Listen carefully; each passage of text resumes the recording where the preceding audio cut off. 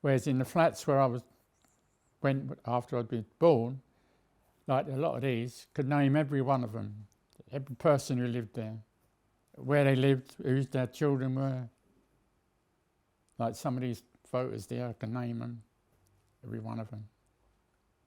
Like that bunch of girls up there, Peggy Speed. If I can remember them, that's the point. Yeah, and as I say, a lot of these photos that are got my father in them, my mother's in some of them, the outings from pubs. You see what I mean? So you knew all them. It's like that big photographs there, which my mother's in that one. Now you knew all them people. They didn't all live in the same flats as I did. Some of them lived more into Somers Town, like kind of thing.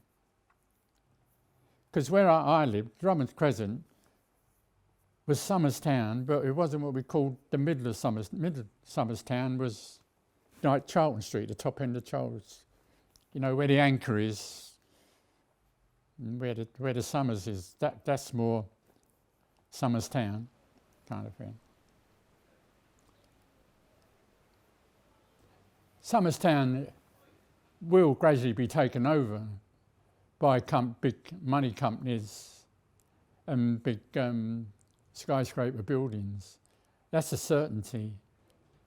Skyscraper buildings, and a lot of them are just companies that are gradually encroaching into the area. So because the area we're in now, 3 stations, we're only 20 minutes away from the West End, we're already starting to get one private tower block. Then we've got the Crick, we've got the British Library, all encroached in on sort of Somers Town land. I mean, yeah, we want the British Library, we want the Crick, but we don't really need the 27 stories, I think it is, of a private block, where only millionaires can sort of afford to live in them. That's only the start.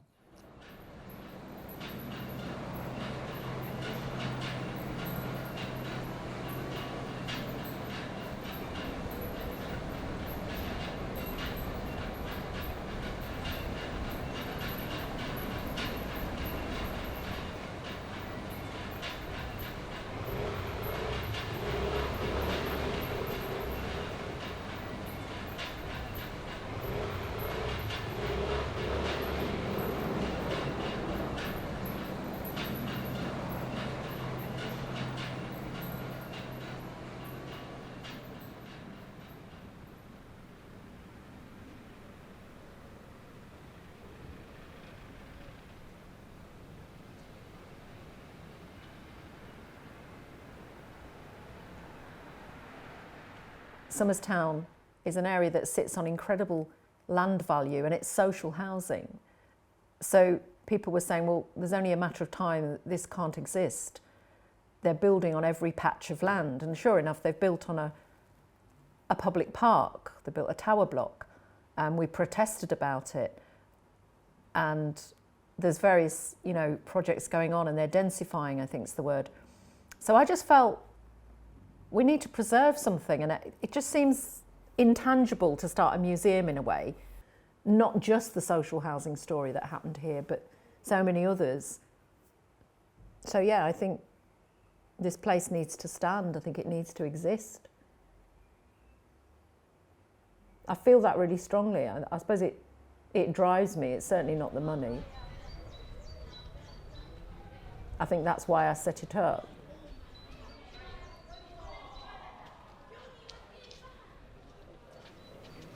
We have to filter people, I'm afraid. I mean, it's hard to do because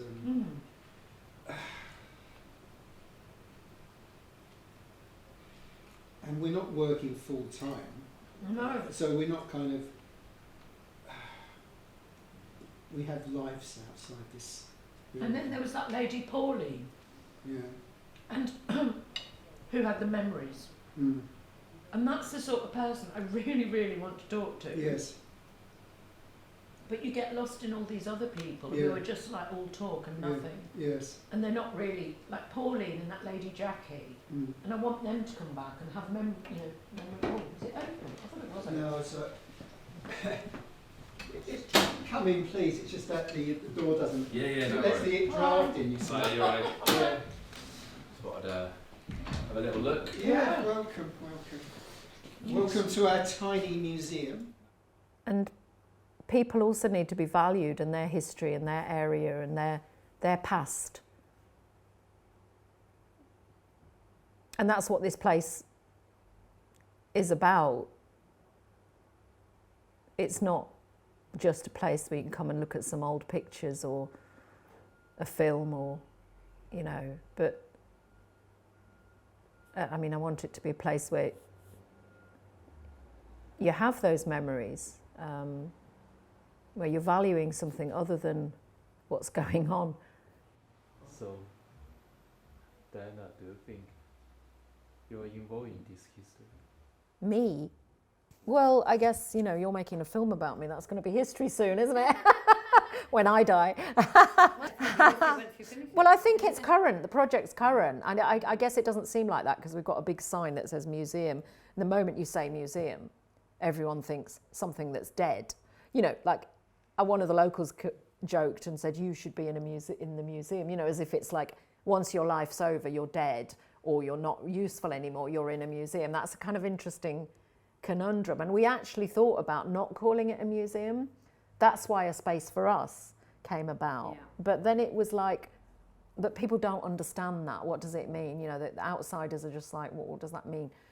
And it has a sense that I've explained to you. But I think the place I want to have also is a sense of recording and commenting on what's going on here, what's happening now. So it's not just about the past. So that is a... Yeah. We're making history, basically, and keeping a record for the future, so... Yeah, I mean, as it happens, we're saving the history to date, and then ensuring that it's the recording of how things change around here. So it's a continual process of being a place of recording memories, I hope. What the museum means to me? Well, it keeps everyone who can remember it sort of how it was, and hopefully how the next generation will sort of appreciate a lot of people had to live in them days, kind of thing. So that's what it all means to me, that a lot more people will be able to understand how a lot of people used to live in the old days. Sorry, can I get my breath now? Yeah, Just... do you want a glass of water?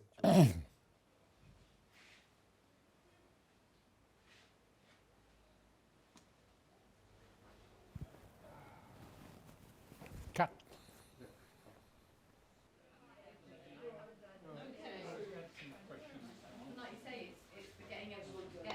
Did you want to, are you wanting to go home now? Is that enough? Yeah. Oh, well, okay. Yeah. Sorry. Okay, I'll get out the shop.